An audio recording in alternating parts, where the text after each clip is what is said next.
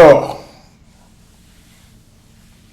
la ruée vers la victoire des Ivoiriens, des Africains, avec nos frères soroïstes.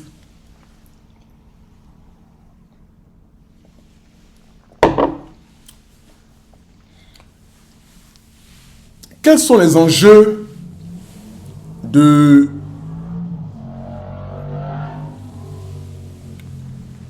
cette union-là?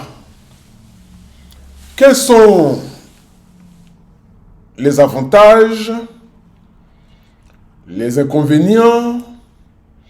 Qu'est-ce qu'on y gagne? Qu'est-ce qui nous dérange? Qu'est-ce qu'on peut retenir? Qu'est-ce qui nous est favorable? Je vais donner mon point de vue. J'attends qu'on soit à 10 000 tapotages et on va continuer. Tapoter massivement. On va s'exprimer ici. Je vais donner mon point de vue. Parce que on m'a envoyé quelques bouts des directs de certains camarades. Alors je voudrais m'exprimer aujourd'hui sur ce point clé. C'est très important. Alors, nous sommes des Ivoiriens. Et notre pays a une histoire.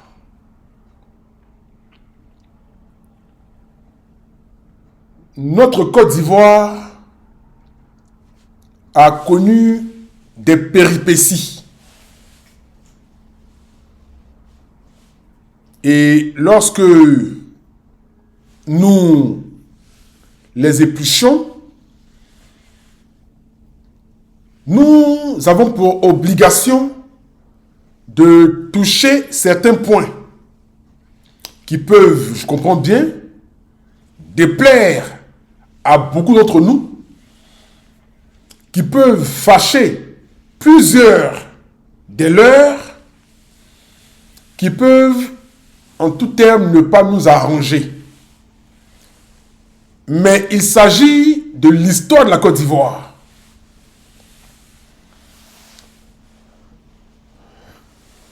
Je donne mon point de vue. Et pour ceux qui me connaissent,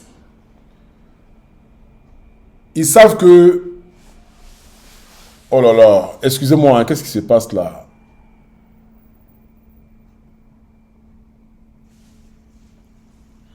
Voilà, c'est bon. Pour ceux qui me connaissent, ils savent que ce débat-là était au cœur de la résistance ici à un moment donné. Ce débat a séparé beaucoup d'entre nous. Ce débat a perdu non seulement du temps au combat, ce débat a fait gagner du temps à la résistance, ce débat a éparpillé beaucoup de forces vives de la lutte. Ce combat nous a enseigné, renseigné et nous a donné des conclusions à tirer. Ici, qui peut dire qu'il y avait plus radical que moi concernant les soroïstes? Je ne sais pas si Soule est là dans ce panel. Je ne sais pas si les soroïstes sont là. Mais qui peut dire ici? Qui peut me contredire ici?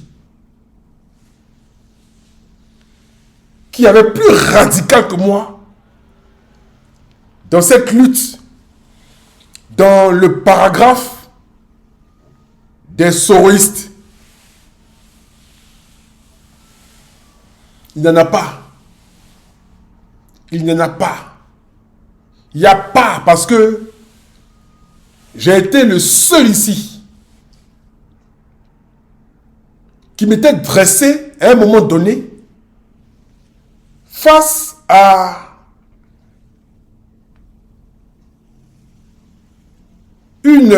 comment on va dire ça, comment on peut appeler ça, à une certaine stratégie que beaucoup avaient souhaité mettre en place. J'explique un peu la logique du temps passé. Nous étions dans un même groupe. Bon, s'il est en live, ok, j'ai compris. Mais comme c'est enregistré ici, quand je vais balancer, ils vont tous voir. Nous étions dans un même groupe. Dans le groupe des Gor, Gbagbo ou rien. Et à ce moment-là, nos responsables étaient en prison. Gbagbo Laurent, Charles Blé Goudé, beaucoup de camarades étaient en exil. Alors, il était pour moi hors de question que nous nous laissions phagocyter par certains camarades qui auparavant étaient avec Soro Guillaume. Tous ici, on connaît Soro Guillaume. Ce n'est pas une révélation. C'est un secret de Polichinelle. Tous ici connaissons Soro Guillaume. Et savons qu'il a écrit un livre intitulé « Pourquoi il est devenu rebelle ». Dans ce livre, il a expliqué son parcours pendant la rébellion, ce qu'il a fait, qui a financé, qui a organisé, comment s'est déroulé les événements, etc., etc., etc.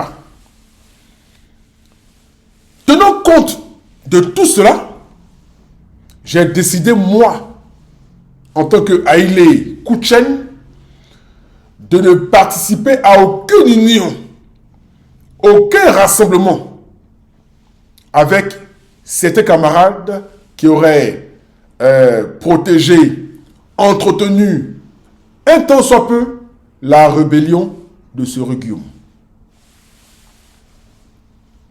Au moment où je le disais, c'était logique. C'était logique. Même si beaucoup pensaient qu'on devait se mettre ensemble pour enlever Ouattara et qu'après on allait juger nos soucis. Pour moi, c'était une logique. Pour moi, c'était une logique. Pendant ce temps-là de démêlés, de querelles, de divergences d'opinion et de vision, mais je ne parlais même pas au Soulé, tout ça là. Je ne parlais même pas à Ibra, je ne parlais même pas à Camara, Daouda, Dosso 1515.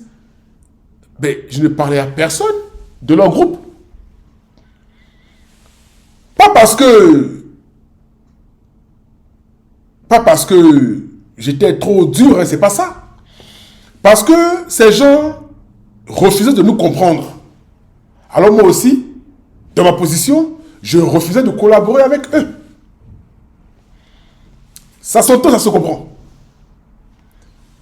Mais je vais m'étendre sur ce problème-là et expliquer plusieurs points divergents, mais qui vont à un moment donné nous rattraper.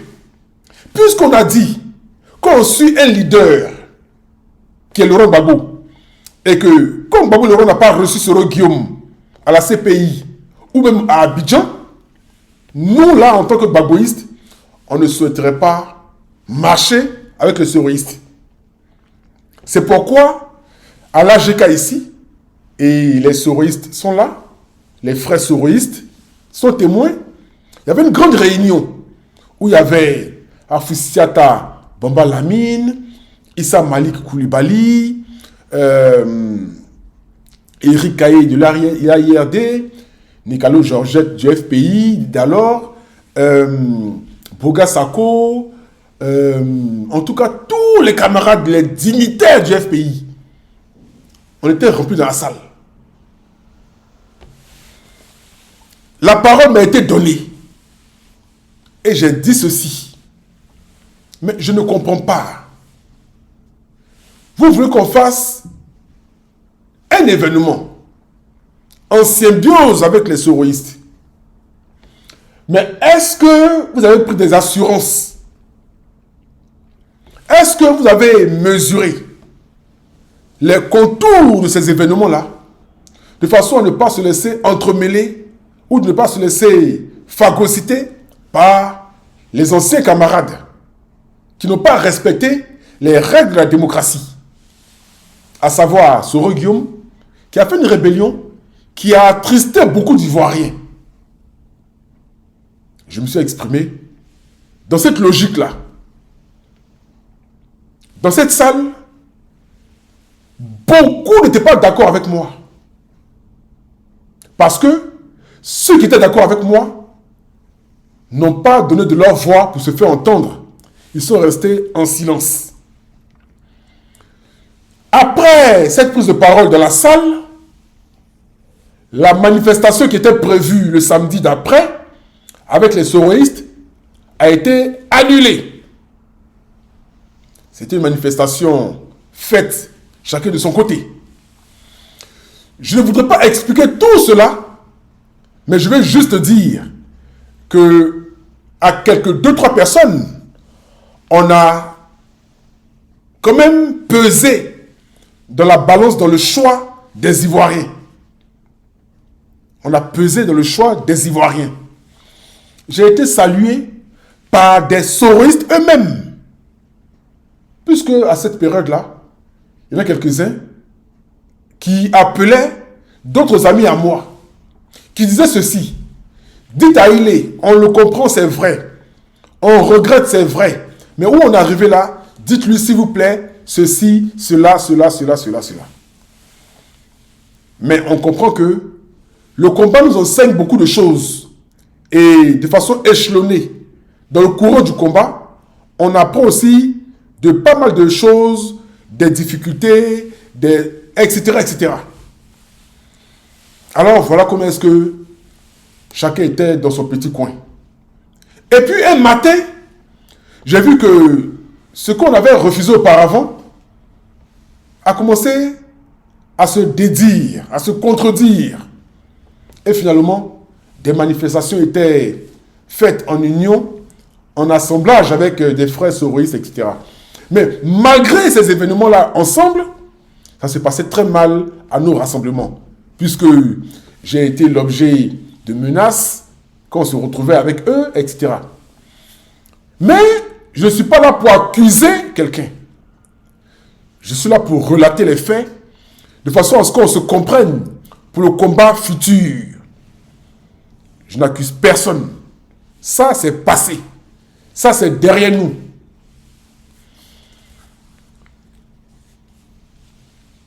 Je reviens sur le propos qu'on a tenu ensemble. Comme Gbagbo n'a pas reçu Soro Guillaume, nous ne voulons pas nous mélanger avec eux.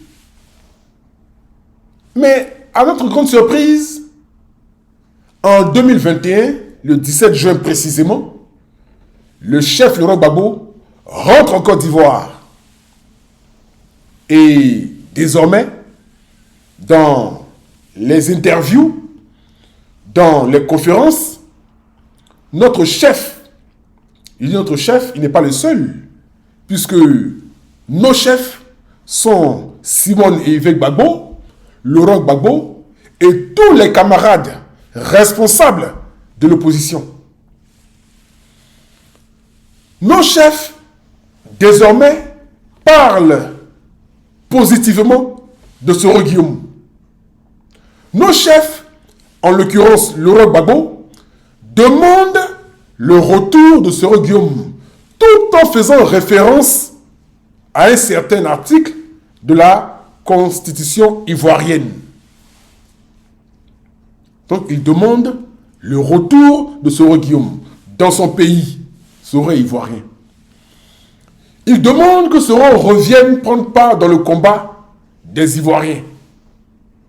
Ils demandent que le nom de Soro soit sur la liste électorale.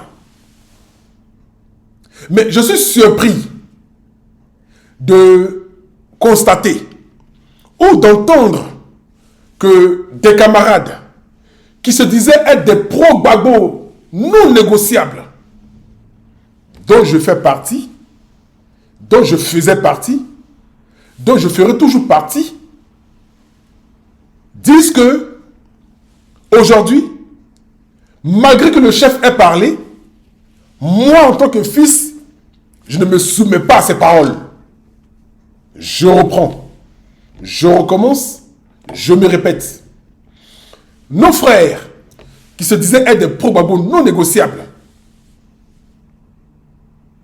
qui disaient qu'ils suivaient le Gbagbo à la lettre et sur toutes les lignes, disent aujourd'hui que malgré qu'il ait prononcé le nom de Soro pour son retour en Côte d'Ivoire, eux, ils se désolidarisent de ces dires. Donc là, il y a une incongruité. Là, il y a un déséquilibre. Il y a un truc qui ne va pas. Ces mêmes personnes ont dit ici, le 17 juin, lorsque nous nous sommes fâchés, lorsque nous nous insurgions contre le mauvais comportement qu'il y a eu à l'aéroport, disant que le combat devait continuer et que ce 17 juin-là, quand Gbagbo rentre en Côte d'Ivoire, il avait pour obligation d'approcher Simone et qu'ensemble, nous allions devant pour la victoire définitive. Ces mêmes frères ont dit qu'eux ne sont pas dans un combat de personne. Eux, c'est Gbagbo ou rien. Si Gbagbo Laurent refuse Simone et Yves Gbagbo, eux, ils sont d'accord avec ça. Eux, ils sont avec lui. Eux, ils ne négocient rien. Quel que soit ce qui va se passer, ils resteront Gbagbo ou rien. Mais comment comprendre, qu'on puisse accepter la logique que Laurent Gbagbo bannisse Simone, que vous soyez d'accord, mais qu'il appelle Soro Guillaume à rentrer au pays et que vous ne soyez plus d'accord. Là, il y a un déséquilibre. Je ne sais même pas si on me suit. Je ne sais pas si on me comprend. Je ne sais pas si je suis audible. Je ne sais même pas si on me calcule. Est-ce qu'on me comprend? Dites-moi oui ou non. Est-ce qu'on me comprend? Est-ce qu'on me comprend bien? Est-ce que je suis audible? Est-ce que ce que j'explique là, ça rentre droit dans vos oreilles? Est-ce que vous comprenez l'explication de ces objets-là que je fais? Sinon, je peux recommencer. Parce que le français est élastique. Et comme on ne maîtrise pas très bien la langue française, on va aller doucement, doucement. Dites-moi si c'est possible que je reprenne ou si je dois continuer. Donc, je ne comprends pas comment ces gens puissent dire le jour qu'ils sont Laurent Gbagbo non négociables et que tout ce que Gbagbo fait, ils sont d'accord. D'où le slogan « Où Gbagbo va, je va ». Ce n'est pas moi qui l'ai inventé. Moi, je ne suis pas d'accord avec ça. Où Gbagbo va, je va là. Je ne suis pas d'accord avec ça. Parce qu'on peut apprécier un leader, on peut apprécier un chef, on peut apprécier un père, on peut apprécier un responsable. Mais il y a quelques fois où il peut se tromper. Alors, où Gbagbo va, je va, moi, il est non, non et non. Je suis une certaine conduite du combat. Il y a certaines choses qui peuvent m'intéresser, dans lesquelles je peux m'inscrire. Mais si ça ne m'arrange pas, je ne m'inscris pas dedans. C'est pourquoi, dans ma cohérence, j'ai toujours dénoncé, ou non, décrié, que les camarades viennent ici, sur la toile, lancer des invectives, insulter les gens, rentrer dans les merconneries, venir ici, crier, à n'en point finir, et rentrer dans des grossièretés. Ce n'est pas bon. Ce n'est pas bon. Parce que après ces grossièretés, après ces insultes, on va, à un moment donné, reprendre conscience et on va devoir, dans la honte, revenir à soi-même et avec les autres. Mais comment on se regarde après si on s'est exposé? On fait comment? Donc, pour éviter cette honte-là, On va arrêter les injures, les invectives, les calomnies, les mensonges et les petiteries.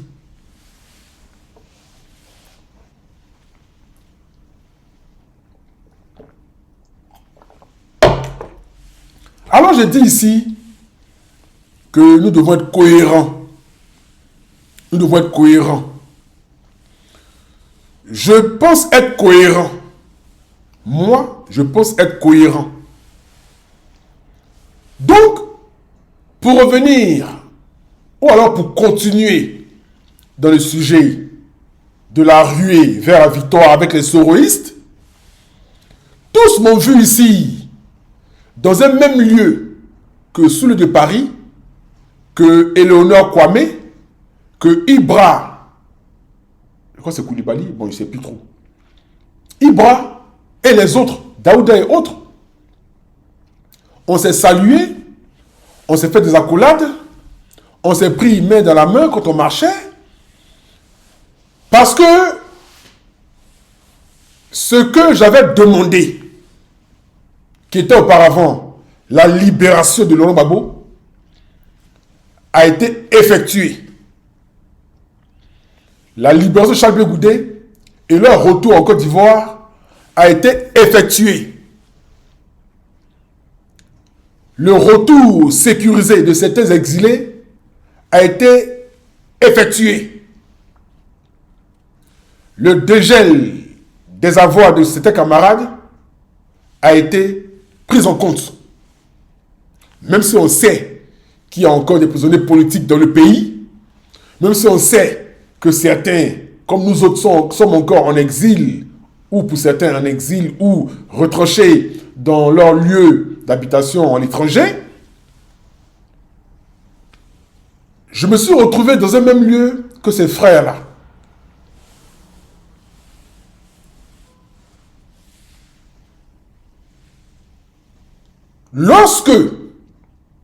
Lorsque vous avez posé des préalables et que ça a été exécuté, il n'est plus question de faire des forcing. Lorsqu'on pose des préalables et que ça a été exécuté, il n'est plus question de chercher autre chose.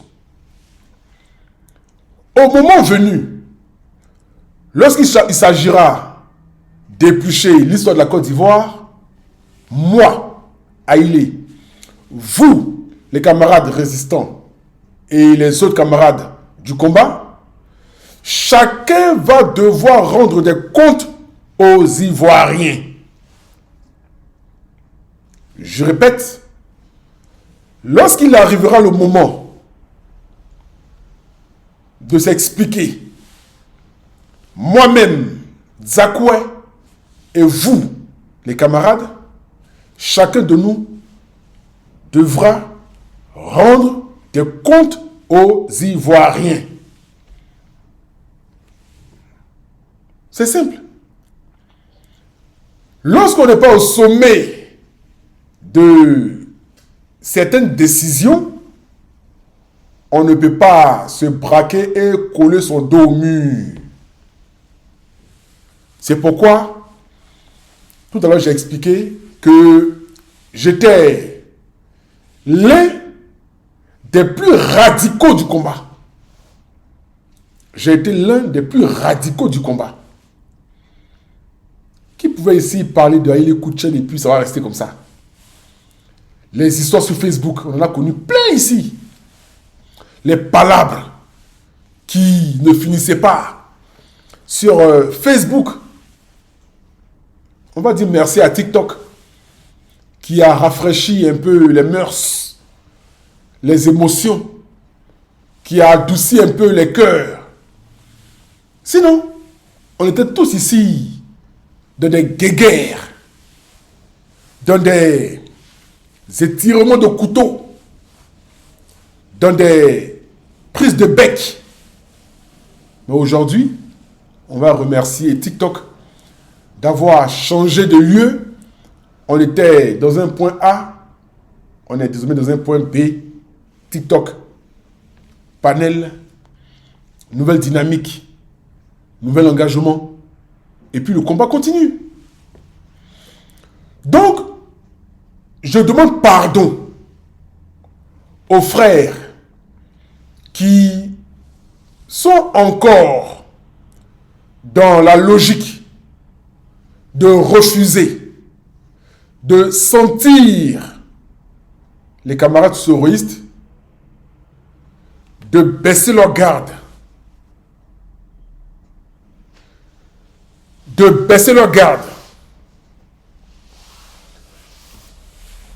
de comprendre ce de quoi nous sommes aujourd'hui.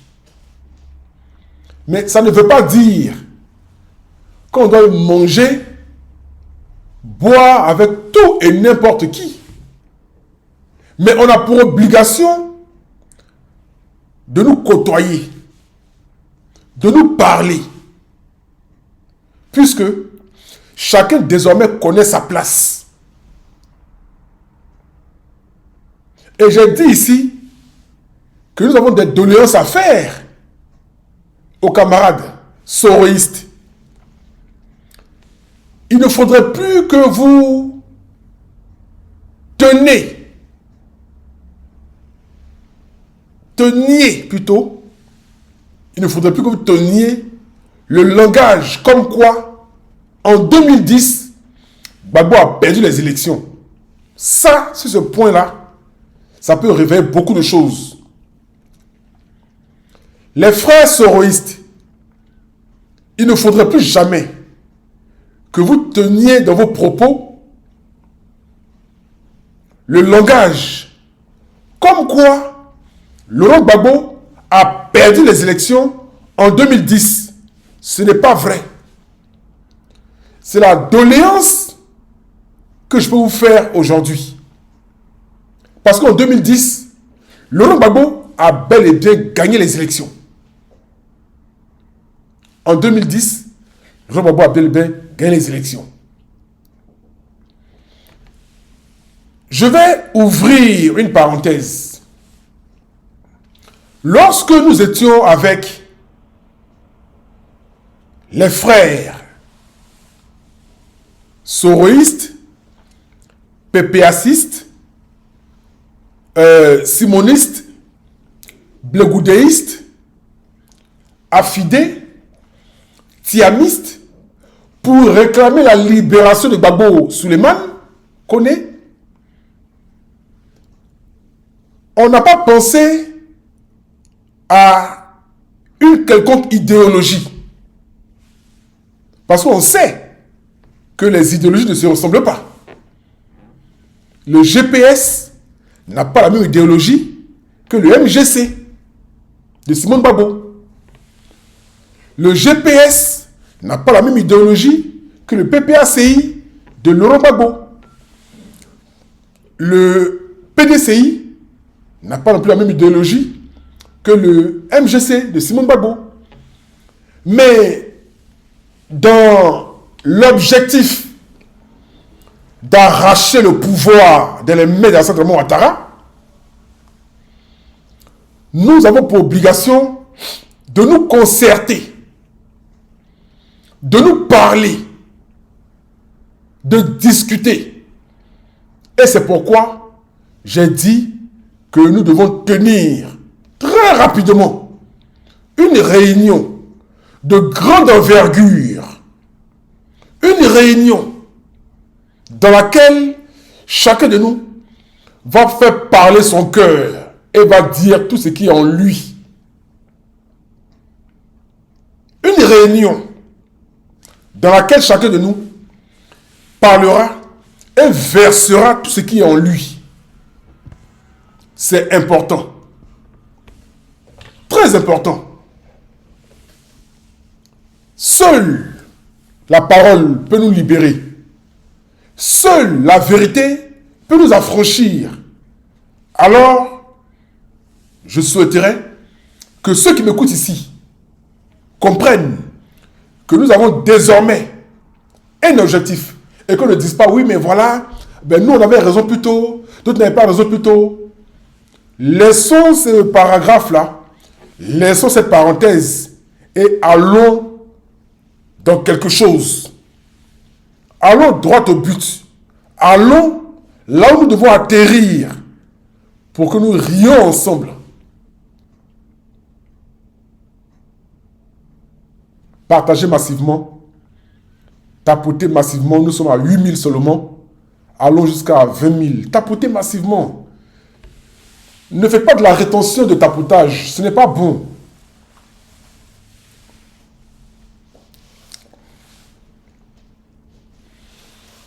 Donc, je vais rassurer tous les amis que, avec certains camarades, on s'est déjà approché, on s'est déjà parlé, on s'est compris, on a discuté et avons trouvé une nouvelle feuille de route. Une nouvelle feuille de route pour la victoire des Africains, la victoire de la Côte d'Ivoire. On a trouvé comme slogan l'honneur d'un digne peuple. Et ça concerne tout le monde. Les Ivoiriens, les Camerounais, les Antillais, les Congolais, les Togolais, les Béninois, les Burkinabés, les Sénégalais, tout le monde. Tout le monde. Donc, la ruée vers la victoire avec les soroïstes ne doit pas nous empêcher de faire ce travail-là. Chacun de nous connaît sa place. Chacun de nous connaît sa place. Chacun de nous a mis un peu d'eau dans son eau. Chacun de nous a mis un peu d'eau dans son eau pour avoir plus d'eau. Parce que le combat est très long. Le combat est très long. Ne gaspillons pas nos énergies à taper ailleurs. Ce que je dis ici, je ne voudrais pas qu'on dise, ben voilà, il veut nous commander, il veut nous diriger, il veut donner encore ses ordres. Voilà, il veut se jouer les grands connaisseurs. Non, ce n'est pas ça. J'ai dit que c'était mon point de vue.